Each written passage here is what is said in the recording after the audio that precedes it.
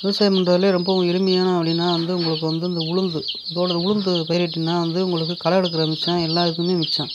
ஒரு ஏக்கருக்கு வந்து ஒரு ரூ. 5 செலவு பண்ணலாம். ரூ. 5 செலவு பண்ணிங்கன்னா நெருக்கி ஒரு நெருக்கி ஒரு ரூ. 32க்கு ரூ. 32,000க்கு என்ன பண்ணலாம், அதை வந்து அறுவடை பண்ணலாம். களை எடுக்கிறது எந்த ஒரு செலவும் இல்லை. ஈஸியான மெத்தட்னா இதுதான். அது மாதிரி அப்புறம் சோளமும் உங்களுக்கு அப்படித்தான்.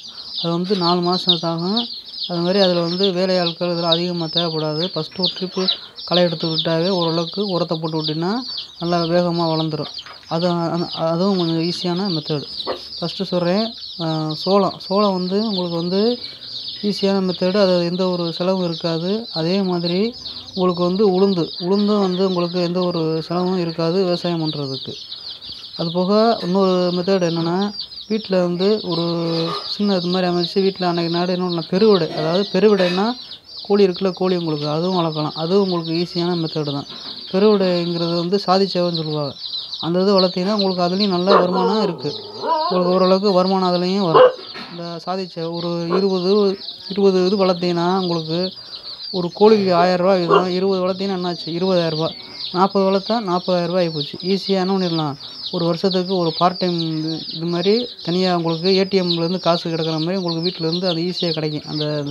அந்த மெத்தடு வளர்த்தினா. ஃபஸ்ட்டு சொல்கிறேன், உளுந்து வந்து பயிரிடலாம். அது வந்து கொஞ்சம் அந்தளவுக்கு செலவு இல்லை, களை எடுக்க தேவையில்லை, ஈஸியான மெத்தடு. அது மாதிரி சோளமும் அப்படித்தான். சோளமும் உங்களுக்கு அதில் எந்த ஒரு இதுவும் இல்லை, அதில் எந்த ஒரு செலவும் ஈஸியான மெத்தடு. ஃபஸ்ட்டு ஒரு களை எடுத்துட்டா அடுத்து என்ன பண்ணிடலாம், உரம் போட்டால் சரின்னு ஒடியாந்துடும்.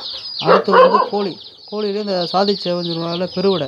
அந்த கோழி தான் வளர்க்கணும். அந்த கோழி தான் உங்களுக்கு நல்லா வெயிட் விழுவும், எல்லா விழுவும்.